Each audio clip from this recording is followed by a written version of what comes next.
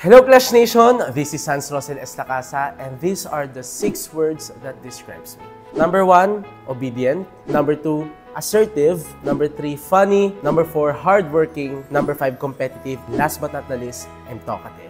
If there's something na talagang proud po ako sa mga traits ko, ayun po yung pagiging assertive, but in a good way. Assertive ako sa part na, since I'm a political science student, talagang binibuild ko rin yung sarili ko na hindi pwedeng malit-malitin ng ibang tao, and at the same time, ako yung tipong pwede nilang takbuhan sa mga oras na feel nila they are scared, they want someone to lean on. Yung trait po na dadaling ko sa Clash Arena, of course, pagiging competitive. Just so you know, this is my second time na nag-audition ako sa The Clash, and I'm hoping this time na talagang ma-unleash ko yung full potential ko and I'll be very competitive to enable to, magtagal po ako dito sa competition na to. Again, this is Hans Rosel Estacasa and laban na ako para sa The Clash 2024.